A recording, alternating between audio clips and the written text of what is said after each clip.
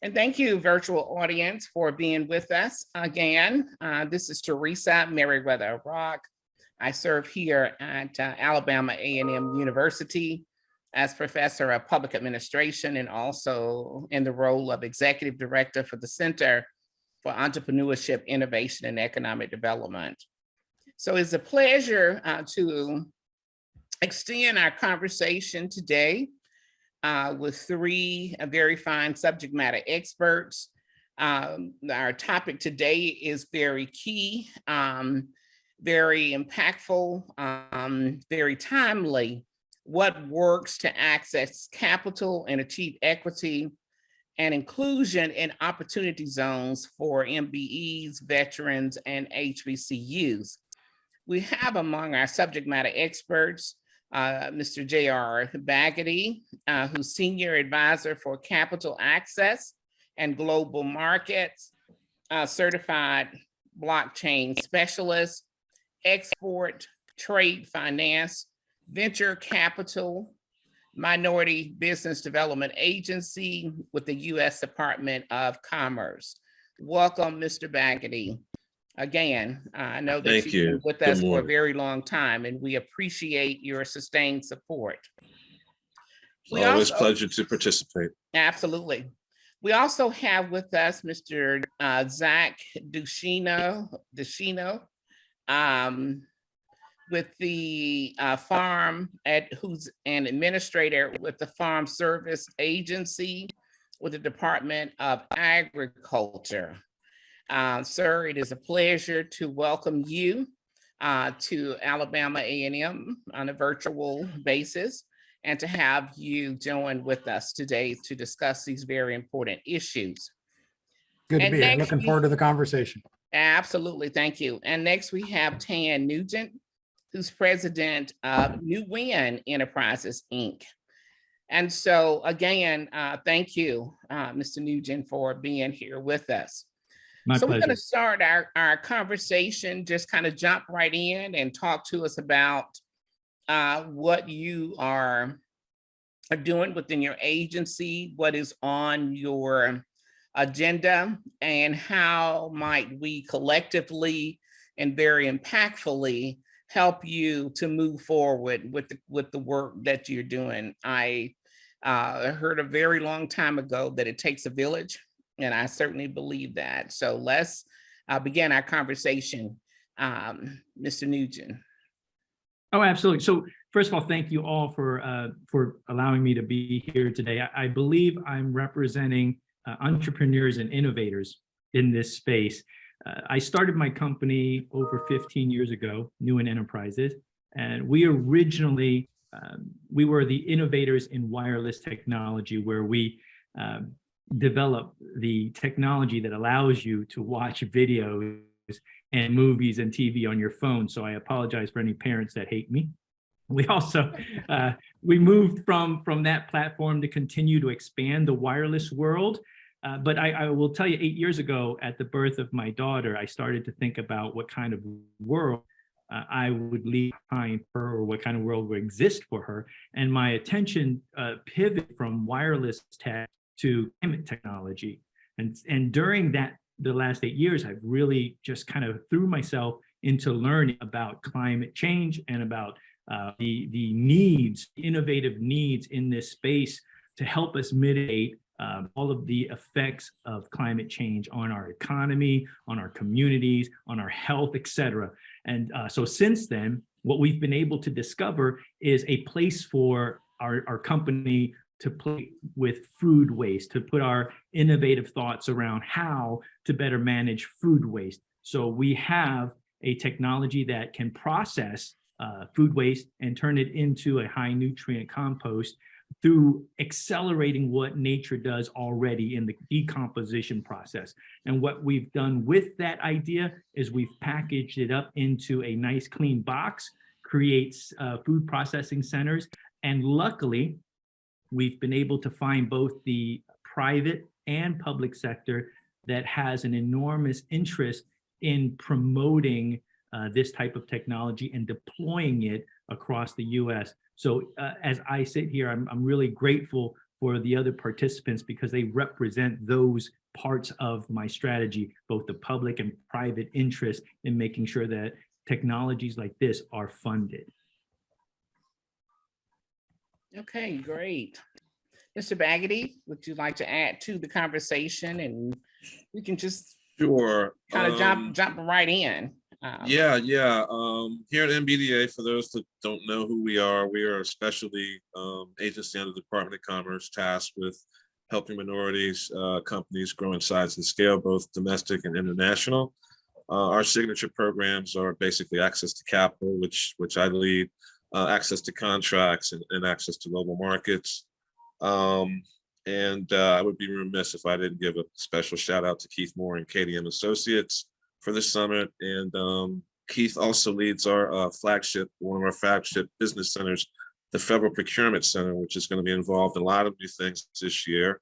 A lot has changed since our last meeting in terms of MBDA. We're codified as a permanent agency, and we have a new undersecretary, and we have some new programs on the horizon, some initiatives that'll be run through the Federal Procurement Center, in particular rural development, and that ties into a lot of different things. There's broadband that needs to be done there. There's an initiative with the Black farmers and growers that we're heading up with Keith also. Also, there's a partnership with HBCUs. And then also the latest, greatest, I guess, would be focused on artificial intelligence and blockchain education. So those are some of the new things that we're focusing on. Okay, great. Mr. Duchenex. Good morning. Thanks, everybody, for taking some time out to share some of this important work that we're all doing together. And I think it really speaks to the partnerships that are needed in order to make this happen meaningfully. You know, when I look at MBE's minority business enterprises, I presume that means there's a lot of minority farmers and ranchers out there in the country that need an equitable entry point into participating in bigger industry and innovation technologies and practices.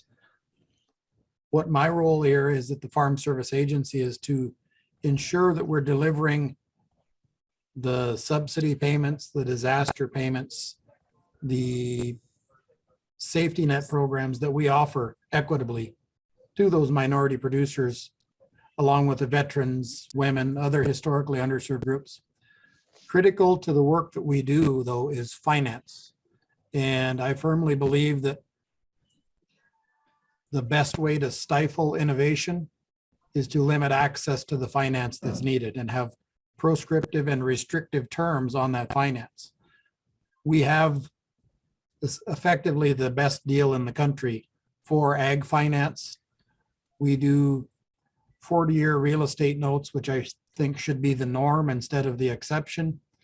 And we can go up to a 7-year balloon on a 21-year amortization for production type loans. And that really helps the producer keep some of their production income to use for innovation. And with any small business, the amount of money you have left after you transact your business for the year is going to be a major driver of innovation. And if our capital structures are so extractive that that person, whether they're an ag producer or a Main Street business or a startup technology business like Mr. Nguyen, if they're at a very narrow margin after the end of the year because their cost of capital is too high, we're missing a chance to capitalize on the innovative ideas. So a public-private partnership in this segment really looks like our guaranteed loan program, where we will go out there and help mitigate the perception of financial risk in that transaction for a lender up to 95% of the value of the loan, hoping to incentivize them to offer more affordable terms to the producers so they will have some production income left at the end of the year to drive that innovation. Okay. I think here that this is such a very critical issue, and I know that our audience would certainly have a number of issues. Mr. Anderson, can we begin to, are there issues in the chat? Because I know that there are very germane and issues that individuals may already have, you know, especially relative to finance and how to access capital. Those are always evoke very lengthy conversations. So I don't know if you would, if the audience wouldn't mind going ahead and listing some of their questions or concerns in the chat. That would be good for us to really take a deep dive into this type discussion. I want to talk to you. We did receive one question, and I think it is important, and that Yes. is most people feel to get financing, all they need is a sound business plan and customers. What do they really need to get funding as a farmer? I mean, everyone can create a business plan, but what exactly do they need as far as past performance or anything in reference to that? Thanks for the question. And that's important, you know, because it would seem like with a business plan that demonstrates profitability and ability to meet obligations, you should be able to walk right on in the door and get some of the finance that we talk about. One of the challenges that we face at the Farm Service Agency is that we've got about 4 decades of a certain way in interpreting our statute that stifles our ability to fully serve producers. Our authorizing statute says the producer must be able to demonstrate in writing, and that's that business plan, that they cannot obtain sufficient credit elsewhere. And that's where it seems like we stopped reading, but the statute goes on to say to meet their actual needs at reasonable rates and terms. And too often in our work, our staff are trained to look at credit elsewhere and accept any credit that the producer can get somewhere else.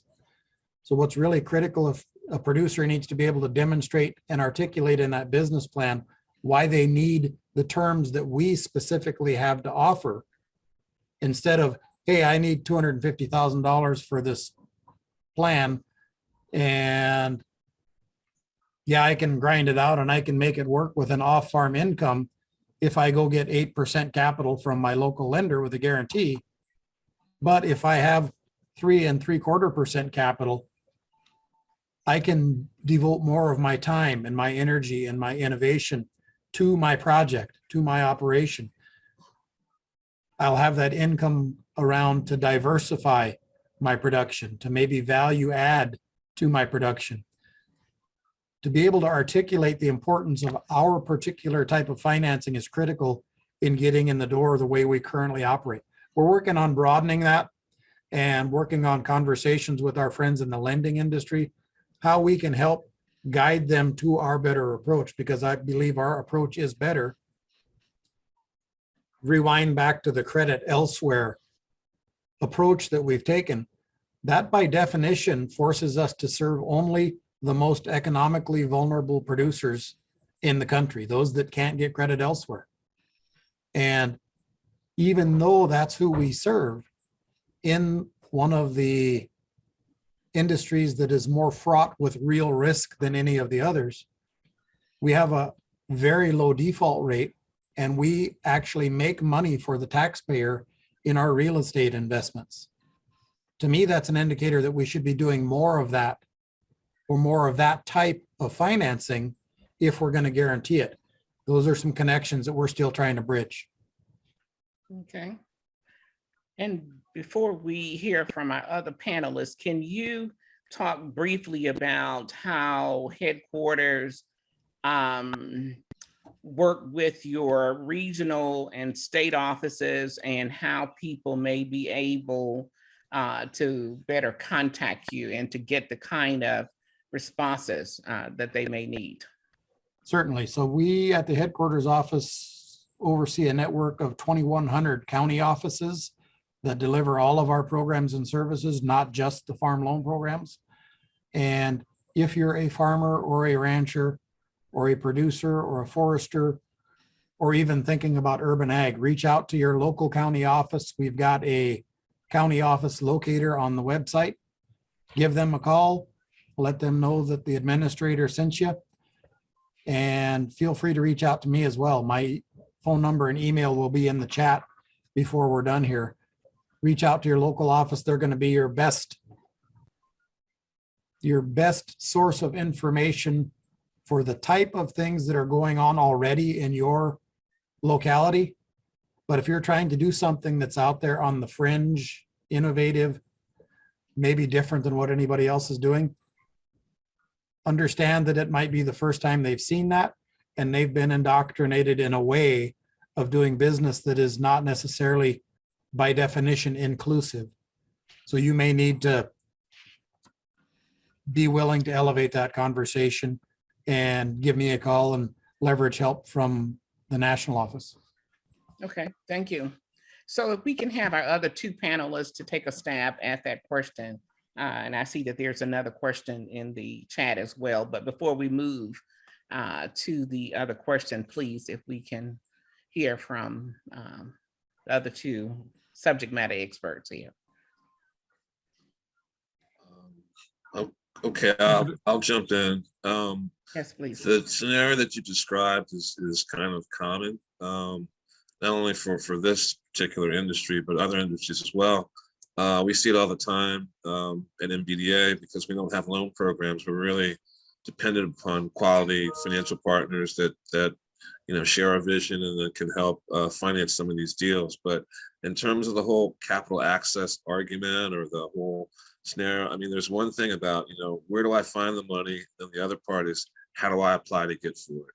How do I get to it? So over the last 2 years with all the racial equity and all the grant programs, there's a lot of money floating around, both government and private, grant money as well. But the challenge is, how do I access it? How do I get it? And what are the qualifications? So Zach just described, the qualifications to get one of the loans there. I mean, it's not, I'm not going to say it's hard. I'm a former banker, so I mean, I understand this stuff, but there are different nuances to be successful in terms of getting the amount of funding that you need and proving, making the story. So that's one thing.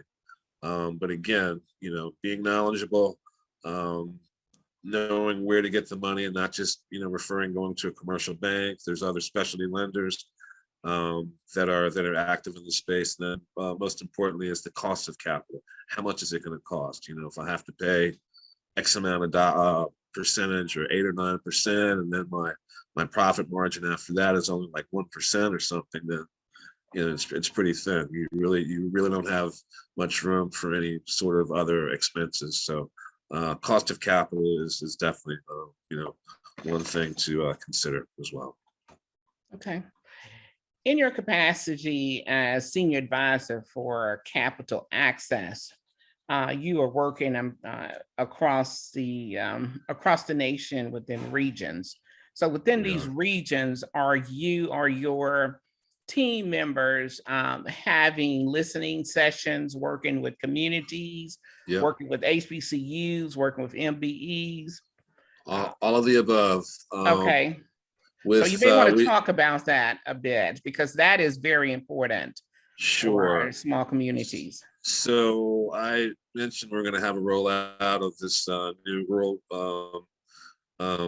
business initiative, and we'll have some more specialty business centers focused on that rural development. But we had listening sessions to kind of see what the market is saying, what are the people in the field saying. That we use a lot of our business centers. We have like almost 40 business centers strategically across the United States. So they do a lot of our boots on the ground, because we're here in Washington at headquarters. So we listen to them, we get the feedback from them. We invited MBEs just to try to get some feedback on how to shape and how to mold this program before we roll it out, so it could be have the most effective measure of success.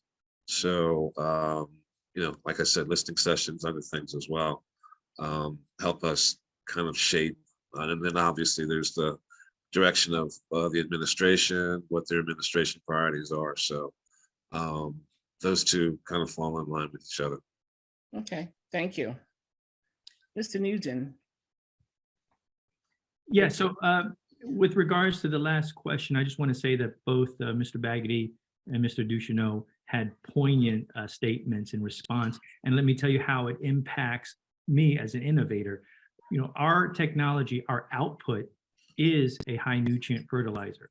And we are seeing more grant programs and climate funding, even just within the last 2 spending bills this year, starting to come up. Most recently, the USDA announced a U.S. Fertilizer Production Expansion Program grant, and that solicitation, when you have grants like that coming up more and more, which we expect to happen, it helps us subsidize our initial capital that we put out to build our centers. So on the private side, again, we've been fortunate to find firms that truly believe in climate change and truly want to push for more climate technology that is proven into the market. And when we take on that initial CapEx, we are also working with our government agencies and friends through the MBDA to identify and secure those grants to help us operate more efficiently. And so earlier, you know, when we talk about qualifiers, I think this is because we have more funding identified for climate technology, we as innovators in this space have to be prepared to work with agencies like the MBDA to navigate these waters. And I'm so grateful for you know, folks like Keith Moore and his team that's helped us out enormously. Okay. And I think we have a couple other questions in the chat. Mr. Anderson, if you want to. Sure. This question is, how would or could MBDA work with USDA to address better access to increasing both contract grants as well as the database access? So I'll rephrase that. Basically, how do you work together with MBDA and USDA to discover contracts and grants in addition to utilizing database access to find customers? It's kind of broad, but this. I mean, just greater participation, perhaps. I know we're starting to work with USDA a little bit more, just so we can get on the same page. This is a common dilemma with a lot of government agencies. There's so many different ones, and a lot of the agencies are working on the same things. It's just basically connecting the dots, working together, perhaps a partnership or MOU. We can work together on this to get this up and rolling, basically. I think something that would maybe help is for us to get together and swap our list of cooperators, you know, with the climate smart commodities partners and the ARPA cooperators that we've got out there providing technical assistance to producers.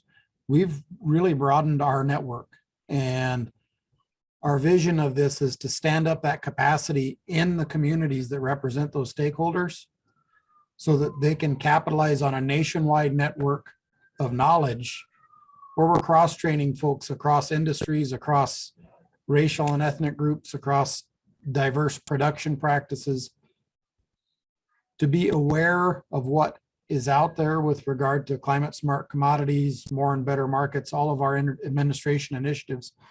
And I'm sure there are other stakeholder engagements like that in other departments beyond just the Department of Agriculture. So maybe that's something we can do, is get together and share those lists and make sure that we're working towards the same cooperators that can help us really transit that value chain from the field to the fork. Yeah, absolutely. Another part of the rural development initiative that we'll be rolling out will also include USDA, but also the need for broadband expansion and some of those underserved communities. So all of these things tie together in terms of technology and innovation. There's urban farming and vertical farming that goes along with this. So it's basically, like I said, connecting the dots and just you know, all of us getting on the same page for this common output goal. Great. And I'm so glad that you're talking about the broadband initiative, which is hugely important, significant topic, especially for those of us who are in higher education or even in secondary education, as we ventured into the virtual environment with our students, and those students having a very difficult time accessing internet. So what are you doing specifically? I know that I've seen broad area announcements and grant opportunities, but how are you educating the public, your stakeholders, on what is to become the future of broadband? Are you having listening sessions, or are you, how are Yes. you communicating your plan to your stakeholders, to your communities across the nation, and in particular, those rural and underserved communities? Yeah, mainly through the listening sessions. We're a lot farther along with the rural development initiative. We have preliminary talks with the broadband. I forget, it's NTIA or something like that. I forget the agency, but we're working with them. But the first part will be the USDA rural development, and then, as I said, the broadband will come underneath that, the farming initiatives as well. So it's kind of a three-step approach, but we have had some initial discussions, but that's still work in progress. Okay. But surely it's a very important part of that. I mean, you have to have connectivity in the rural areas for sure. Okay. Zach, would you like to weigh in on that issue before we move to another Sure, issue? just briefly, broadband is important in our rural areas, important to our producers out there that we help. Being able to timely access the data that's available with regard to weather, markets, risk management strategies is critical for our producers. So we're working across the department to ensure that we're helping producers access that and helping build that infrastructure that's needed to build that backbone out in rural America as well as urban. Okay. If I could just chime in on the broadband piece real quick. Absolutely. So Mr. Baggedy, this may be something that we can have a conversation about further. T-Mobile's in my backyard. I was a former Sprint employee before I became an innovator in wireless. I continue to have conversations with T-Mobile and their wholesale group specifically about how to expand broadband into underserved areas. And the conversation is really not about, hey, T-Mobile, you need to go do this. The conversation has been about, T-Mobile, you need to have a wholesale agreement structure that allows others to participate as an MVNE, a mobile virtual network enabler, versus a mobile virtual network operator. Two different classifications, one being a lot more expensive to qualify than the other. But if we can create an MVNE model through T-Mobile that allows more minority businesses to participate and qualify without these huge thresholds of capital needed to become a network operator, so make us a network enabler, allow us to go into our own communities owning and buying wholesale network spectrum from you so that we can control the access to it at a more affordable rate. It creates a new business model, because today you can't really become an MVNO or an MVNE without huge capital, so it excludes a lot of communities. But that's a conversation I've been having with T-Mobile for quite some time, and they're very friendly to it. And I've got folks, and these conversations have been moving quickly through the ranks, and I would love to just kind of let you know how it's progressing. So if we were to pick up on that issue, which is a very critical issue, Mr.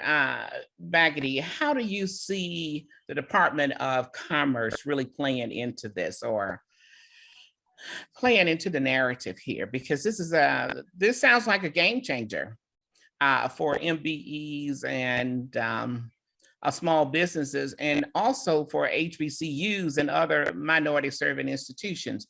How do we begin to change the narrative here? How do we, and I heard Zach talk about just this whole policy shift that needs to take place. How do we systematically and strategically begin to change the narrative around the work that we're doing, around the perceptions and conceptions that our stakeholders may have, so that we can really begin to address, from a sustainability issue, those critical concerns of our communities. And what you just talked about, Mr. Nugent, is very serious.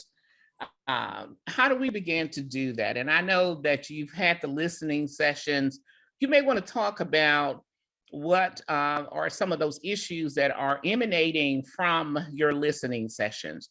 What are your stakeholders presenting to you, and what have you begun to process as a result of those conversations?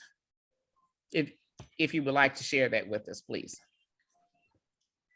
Well, one of the things, I mean, since we are talking about capital and in these rural communities, I mean, we hear about food deserts, but there's also bank deserts as well. The ability to get financing, there may not be a branch or a local, nearby. So this kind of shifts into the need for, the digitalization and maybe doing the banking on your telephone, things like that. But, you can't do that unless you have connectivity. So, I mean, just zooming out, I mean, we have to look at the big picture and then maybe make, 3 or 4 of the top priorities under that initiative, and then systematically address each of those issues. I think that's the way that you have to do it. Trying to tackle everything at once, you might just kind of run around in circles. But I think if you take a concerted approach, and like I said, look at the big picture, and then, tackle the connectivity issue, the broadband issue, the banking issue, and then of course what you touched upon is in involving the students, the HBCUs, MSIs, because I mean there's a whole another field of students and workforce development and opportunities for students. I mean, a lot of students don't really think of farming or anything like that as a career or something like that, but there's all sorts of opportunities in this. This is wide open, it's new field, and so there's funding available. There'll be other opportunities as well. One thing that I just talked about briefly was just the effect of artificial intelligence and blockchain, and how blockchain will revolutionize the whole agriculture industry in terms of speed, efficiency, transparency, logistics, supply chain, et cetera, et cetera. And then for our HBCU students, I'm an HBCU grad as well, and MSI, there's opportunities for learning, for new areas of expertise that really wasn't there before. So I think there's all these different avenues that are going to be opened up, but we have to take care of the basics first, and then kind of drill down, go from there. Okay, great. Well, I'm glad that you are thinking about the talent acquisition as we look at our minority serving institutions. Having been a public administrator now for more than 30 years, we certainly want our students to understand the very broad picture of government. It's not just the White House, it's not just the congressional members, but it's those agencies like yours who are doing the kind of work that touches our lives each and every day. So, yeah, I think we have a couple other questions in the chat. Yes, Mr. one of the Anderson. questions is dealing with how does a small farmer deal with local roadblocks as they move forward, number one. And number two, there must be an issue dealing with non-minority companies getting grants to distribute to minority companies. How do the minority companies move into a level to where they receive the top level grant from an organization? So those are two very different questions, but let's talk about the local barriers first. You know, the Farm Service Agency is the institution that is responsible for its historic disparate treatment of minority producers to the tune of 2 lawsuits and 4 settlements. And we understand that. You have direct access to the administrator of the Farm Service Agency during this administration. I encourage you to use it. When you run into roadblocks at the local office, you're encouraged to reach out to me, and we can work from both ends to try to meet in the middle, because oftentimes it's not an overt effort to discriminate. It's just the way that they've been told that they do things. And we've taken steps to ensure that people are aware of their rights as they go in that building by bolstering our receipt for service processes. So when a producer goes into one of our local offices, they are entitled to a receipt for service that details what that conversation was about, so that they can help us to educate local offices and hold them accountable when needed. Now, the grant awards to non-minority organizations, to me, that's more a clear indicator of the ground we need to make up in developing the capacity of a lot of our minority serving organizations, and highlights the fact that many of the folks that did receive these grants have been participants in this system for decades and decades. So they were better positioned to have the grant writers that they needed, to have the economists that they needed, to have access to the ancillary resources that go into making a successful grant application. We nearly mandated the inclusion of other more diverse stakeholders in those agreements, understanding that that was our reality, so that we can start to build that capacity in those minority serving organizations, so that when the future rounds of these type of grant opportunities come out, they're ready. They know what their indirect cost is. They've got their financials and their audits all ready to go.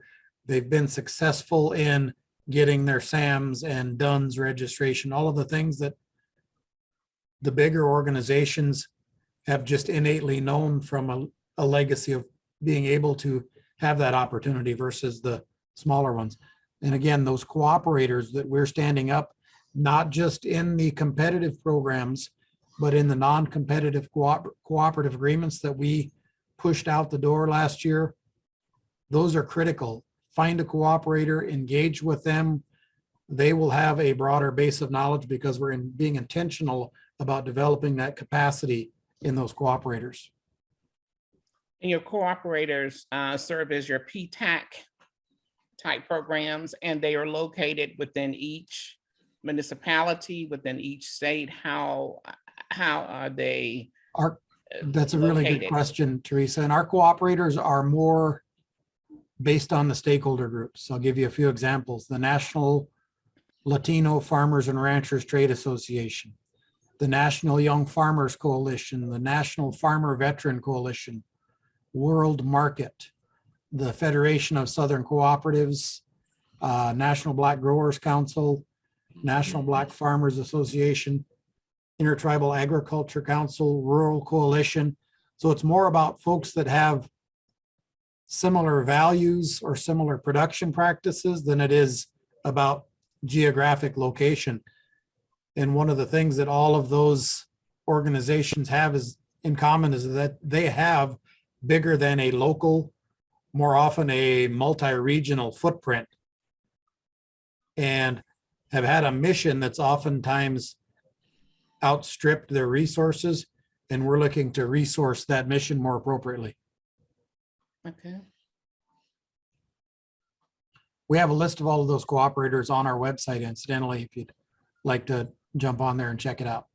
Yeah, we may want to build that into the proceedings here with this conference, because I think that that would be very, very useful. With the other two, Mr. Baggety and Mr. Newton, would you like to take a stab at that question? Yeah, if I may. Yes, please. Okay.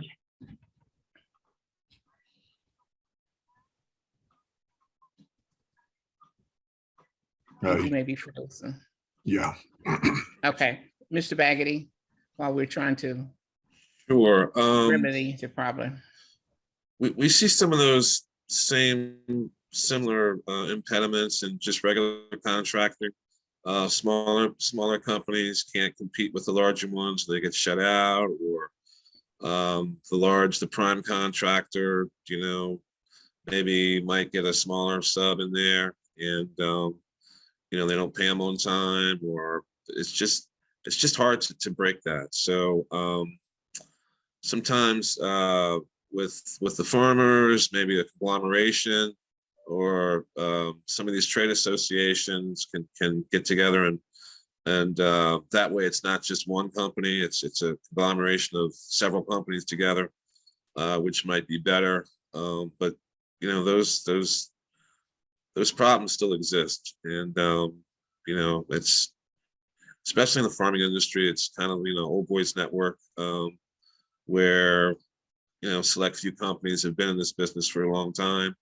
They know all the rules, all the regulations, all the things. And so, when it comes time, they get the preferential treatment just because they've been doing it, like Zach said, for a long time.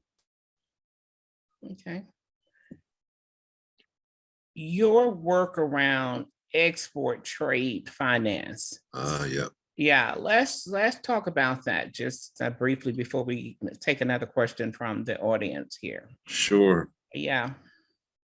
In the farming industry, there's a significant opportunity to export some of these crops and vegetables and fruits and things like that. We partner with the Export-Import Bank. I actually used to work there for 10 years as a loan officer. So there's opportunities for that. There's opportunities for machinery and equipment, specialized machinery and equipment for farming, companies. So there's opportunities for that as well. But matter of fact, I was at a conference a couple weeks ago and met a representative from the U.S.-China Business Council. They were asking about the Black Growers Association. So there's interest there. Keith and I, there's a company that he has under his purview, Haiti Farms, that was fifth generation, I believe, Black farmer, located in Virginia, and they completed recently the acquisition with another company of a rice mill, I believe, in Arkansas. So it's like one of the only rice mills. So they weren't thinking about exporting, but they have the propensity to export, to sell some of these things internationally. But again, it's knowledge, it's knowing that you have a product and sell, and then how do you do it? How do we get the financing? But there's all sorts of government programs, guarantees, lenders. There's a lot of things you can do in the exporting for agriculture. So that's another opportunity there that I see. Okay, thank you. Mr. Nugent, welcome back. Well, as you can see, connectivity is very important. So, there you go. But to get back to my what I was going to say earlier, there is an enormous benefit in connecting with associations as well as your local Chamber of Commerce to help navigate these processes. And here in Kansas City, I've been working closely with the Kansas City Hispanic Chamber of Commerce, and we've been able to make a lot of progress with both grant writing and support from our representatives and our congresspersons, our senators. So your chambers are a great resource for anyone who's an entrepreneur or innovator that's trying to navigate the grant process. Okay. There's Mr. Anderson, is there another question here for us? Yes, I actually have a question for Zach. Yes. What is the thinking of the major corporations in agriculture in reference to the small farmer? Do they put targets on their back and they'll be obsolete in 50 years? Where's it going with all the technology? How does a small farmer survive against the big boys? I think it all comes back to capital structure. And as we move towards better enlightenment about on a nationwide basis about what benefits soil health can have, not just for the environment, but for the nutrition density of foods, the diverse diet that we need.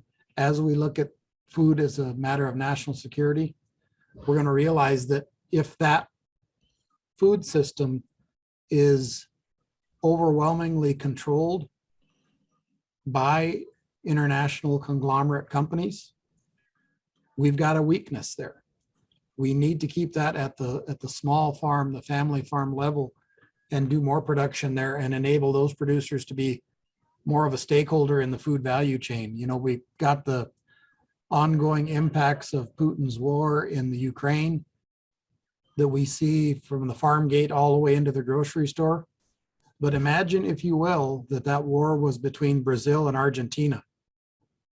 And Brazil owns 45% of the protein processing facility in the world, not just in the United States. We would be at a much more serious disadvantage and not be able to keep that food in those grocery stores. And it really ties into the work that Mr. Nguyen's doing in fertilizer. We see a vulnerability there in being able to manufacture and provide that fertilizer to our farmers and ranchers as they need it, because an overwhelming majority of the fertilizer we use comes from the Russia-Ukraine area. The work he's doing is going to be instrumental in helping to build national security, nutrition security, and food security for our country. Okay. And speaking of that, Mr. Nugent, what does your supplier diversity model look like in terms of MBEs and yeah? So one of the first things that we developed when we put together our business plan was identifying the fact that the green economy gives us an opportunity to create participation across all communities, especially the communities of color. We didn't want our technology or our business model to be exclusive because of the cost associated with going to market. We want to make a business model that affords an easy transition of skill sets. So any displaced employees from other industries or the old oil and gas economy can transition over. We want to make a skill set that allows everyone from college degrees to high school diplomas to no diploma to be able to work in this space and participate in our business model, which is part of the green economy. And then we're looking at ways in which we can create a franchising model where our centers can be franchised to other MBEs in their communities, as long as we have the right, formula that we can just hand over to someone and say, here you go. There are different ways in which we can develop our workforce to be inclusive, but our mission is we want to make sure that communities of color participate in this new green economy. Okay. Thank you. Is there another question, Mr. Anderson? Yes. Okay. One question is, will there be more funding available for new processors for Black farmers?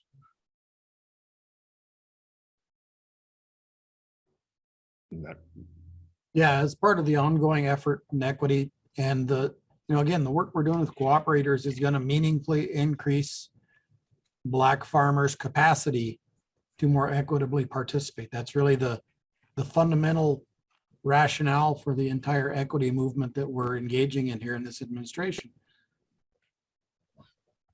Had we been treating everybody equally for the last 2 centuries, we wouldn't need to be talking about equity, but equity is a prospective thing.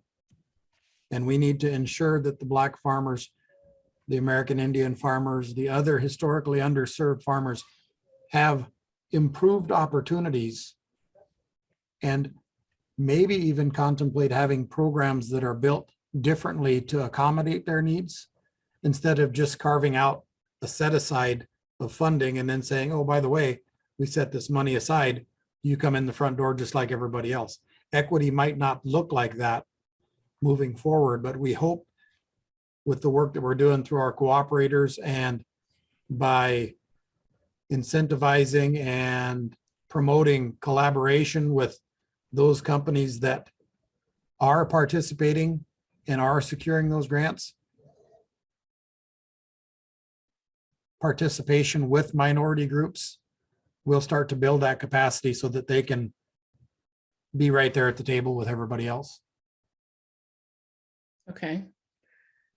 We have a few other questions, and I know that we have about 10 minutes left here, and I really wanted to at least talk about opportunity zones for a moment.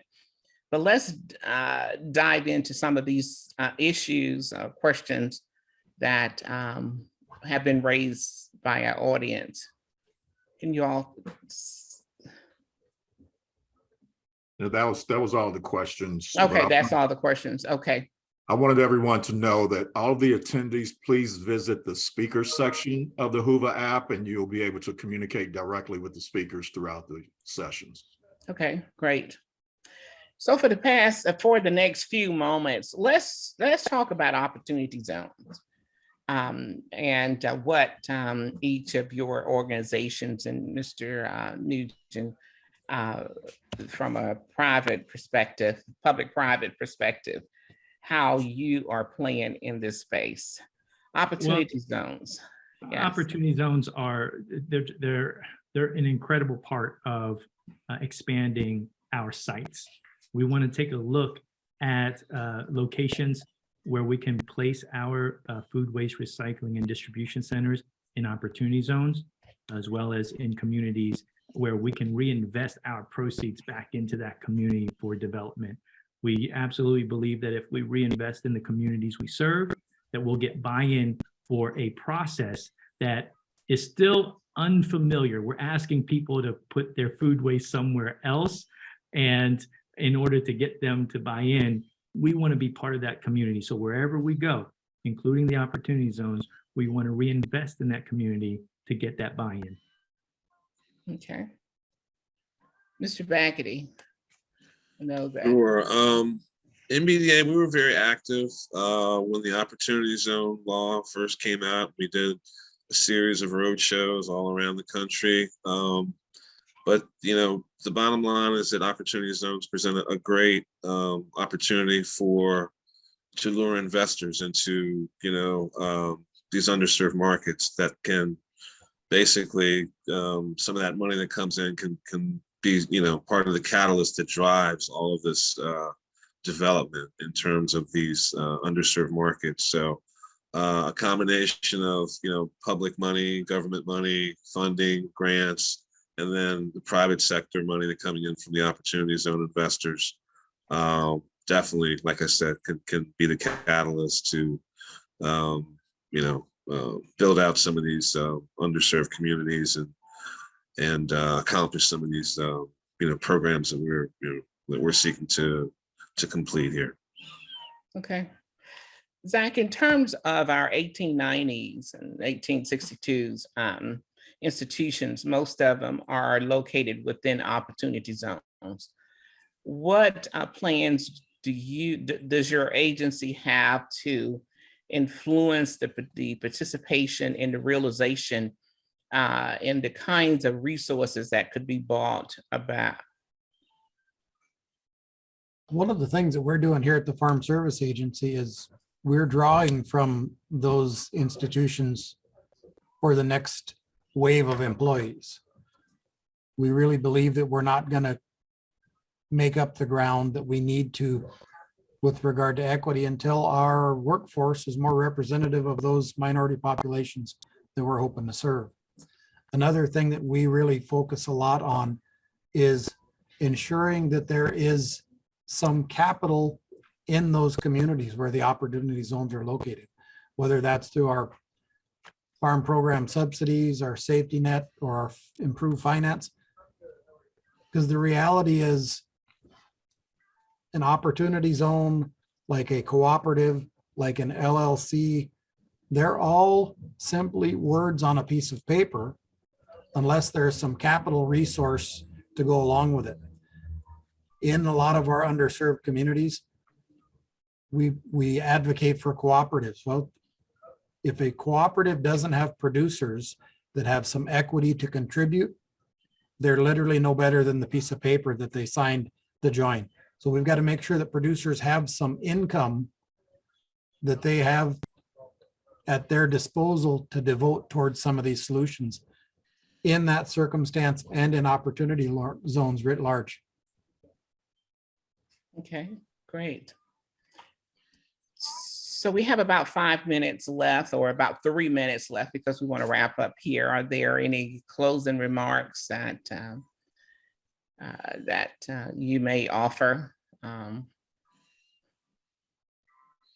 go ahead and offer a quick close. You know, just want to thank you again for the opportunity to get together and talk about this. I see there were some questions that are more closely directed to producers or about producers and access. Feel free to reach directly out to me. My email is zach.ducheneaux@usda.gov.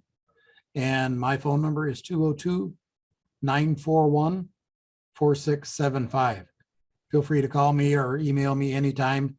Leave me a message if you don't get me, or text me your information and I'll get back. Okay, thank you, sir. Mr. Baggany. Oh, yes, sure. Just wanted to echo Zach's comments as well. Thank you so much for inviting me here to speak, and it's always a pleasure. Just the last couple, maybe closing words about access to capital. You know, MBEs, they just need to be knowledgeable of all forms of financing. We know that the traditional financial system is not in kind. MBEs usually have higher rates and more loan denials than other folks. And so it's all about, you know, knowing where to get the financing and your cost of capital. So I think MBEs need to just kind of try to educate themselves of all the different sources of financing available to make their project successful. So, and what vehicles would you recommend? Alternative financing sources, CDFIs. There's folks that do contract financing, purchase order financing, royalty financing, et cetera. And again, it's all about, you know, knowing what these financial instruments are, and then most importantly, the cost of capital, because if the cost of capital is too high, then basically, you know, you're not going to have anything left. You know, 1% or 2%, that's, you know, it's not really what you're in business for. But, you know, there's a lot of predatory folks out there. So you have to really, you know, learn what it is and really get behind the numbers. So very, very quickly, are your local agencies providing this sort of information across their constituencies? Yeah, maybe having listening sessions, using our minority serving institutions for this type gathering and this type information sharing. Yeah, MDIs as well, minority depository institutions, minority banks as well. So we use a lot of different sources. I wish we had direct lending authority, but we don't. So we really, one of our strengths is the convening power, basically, of MBDA and the Department of Commerce, the ability to get other strategic partners on board, other government agencies, all for a common cause. Okay, and thank you so much. And very quickly, Mr. Newton. Yes, I'd like to thank my fellow panelists, Mr. Ducheneaux and Mr. Bagley, for their invaluable insights. Ms. Teresa, thank you for keeping us on track as moderating. And of course, thank you to the IAEOZ for allowing me to represent innovators and entrepreneurs from a private side in this discussion. Thank you so much. Thank you. And thank you, audience, for participating in this very impactful session. Thank you. Bye-bye.